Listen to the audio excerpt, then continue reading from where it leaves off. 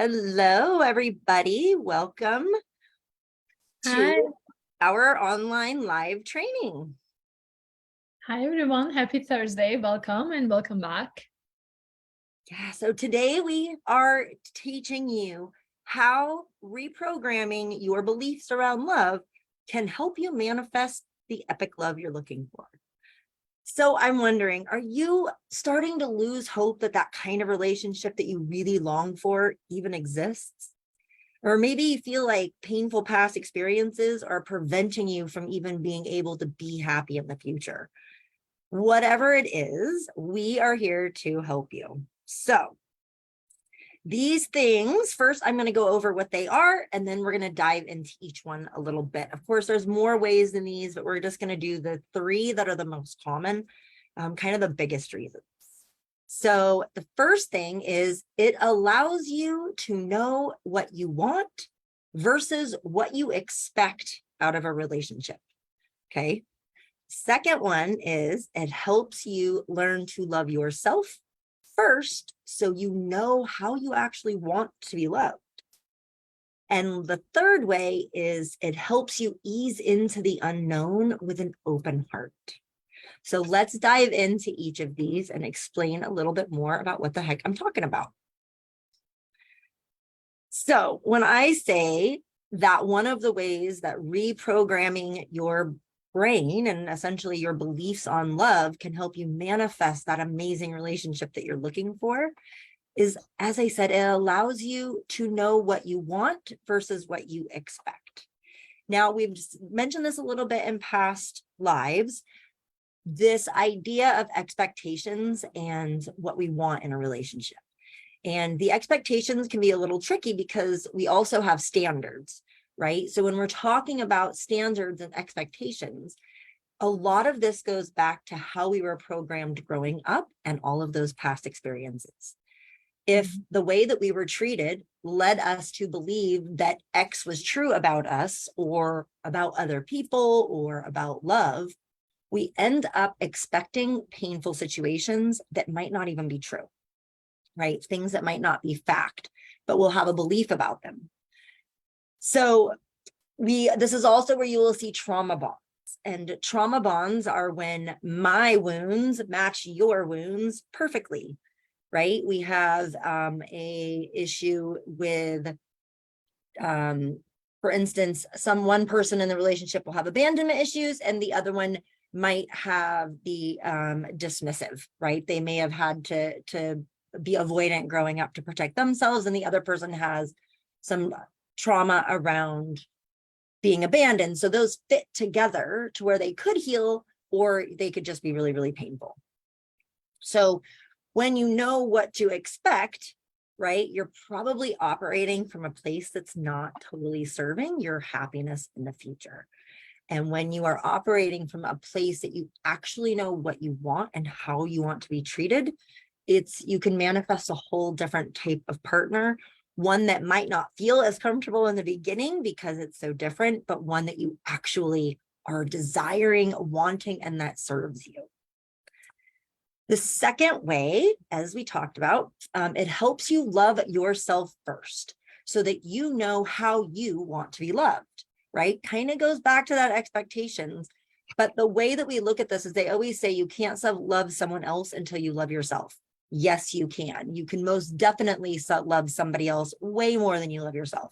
You can treat people way better than you treat yourself. What you can't do is be loved properly until you love and accept all of yourself. Just let that sink in for a minute, because it's true. You can only be loved by somebody else as much as you love yourself. So for those of you that struggle with maybe not liking certain aspects of yourself, or you like most of yourself, or there's parts that you are trying to keep hidden away, all of those need to be loved and accepted if you really want to be loved in that epic way where they see you, they feel you, they hear you, they adore you, they desire you. It's just there. You just get all of it. You cannot have that until you have it with yourself. Olivia has a beautiful experience of this that she would like to share with us about a time that she learned she needed to love herself more. Right. Definitely that resonates with me so deeply because growing up in Turkey, I thought that, my limiting belief was that, as the woman, I have to like people please or please my husband first and do things for him. And looking back, I'm realizing that I was so much in my masculine, right? Always doing and doing and giving and giving and giving, and I never put myself first. And that was stemming from the lack of self-love and also not knowing how I want to be loved. Like you said, I didn't know how I want to be loved because I was not loving myself at all. So I was also not able to communicate how I want to be loved. I was not able to communicate my needs and desires and the things that were really bothering me, and which ended up creating so much resentment and anger in the long run. So that's why for me it was so important to reprogram my limiting beliefs, my subconscious mind around what was instilled, growing up. Totally, totally. Thank you for sharing. Yeah, and it does, right? It's learning that the way we want to be loved, loving ourselves, and then loving ourselves in the way that feels good. I think one thing we forget about is we are very likely loving ourselves in ways that don't feel real great all of the time.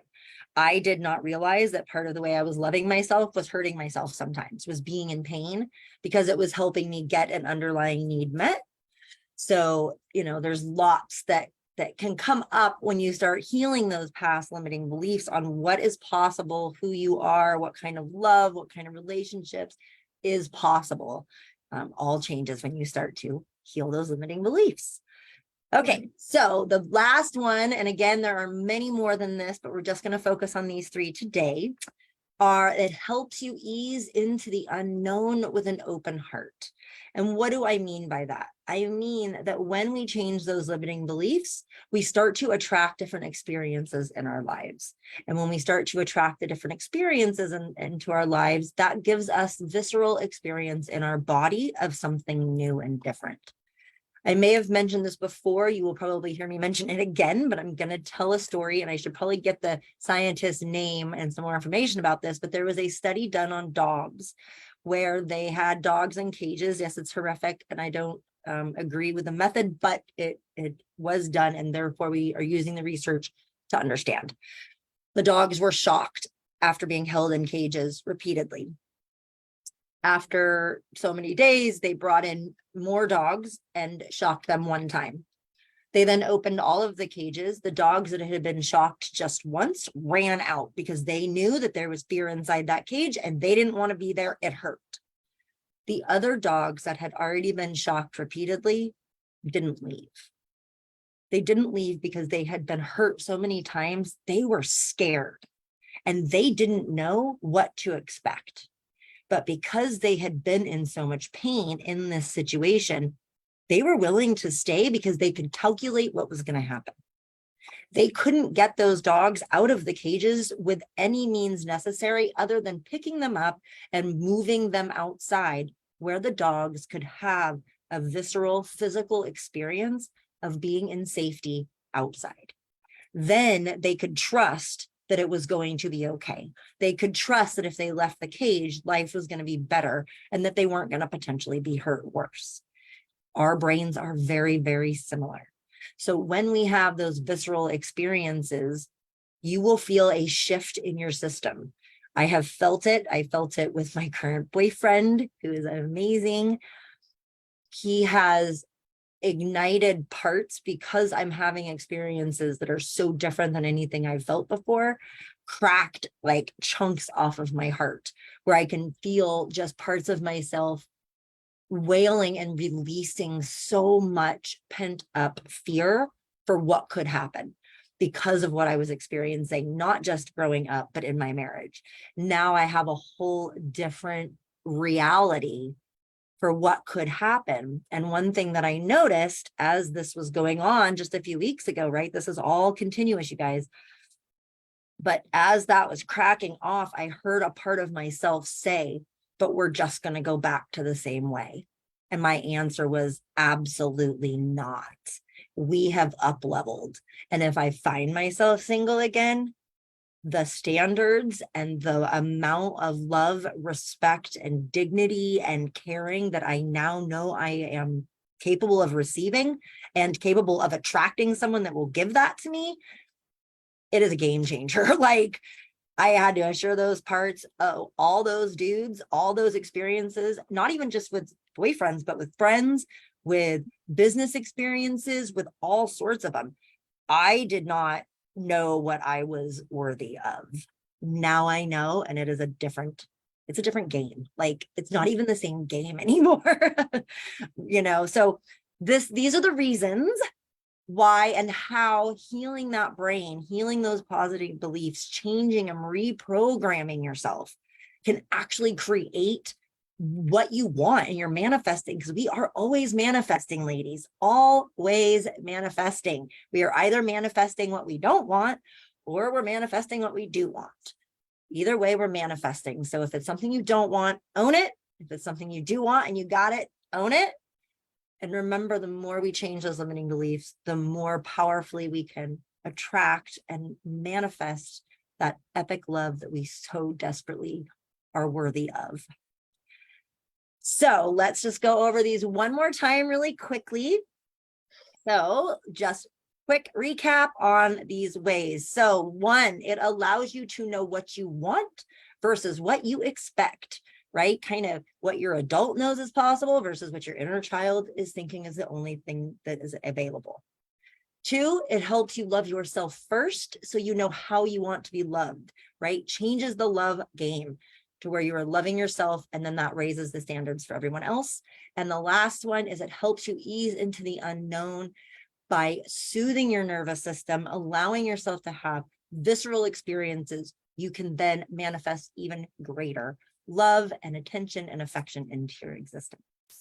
So if you are interested in learning more about this and the program where we do the reprogramming, we go in, we teach you what needs to be reprogrammed, and we help you start to look at reprogramming those things so that you can start to manifest that epic love relationship that you're dying for. If you're interested, go ahead and type love below, and we will reach out to you and get you some details on how you can start to create your next epic love relationship. Thank you, ladies, so much. We will see you next Thursday. Thank you, everyone. Take care. See you next Thursday.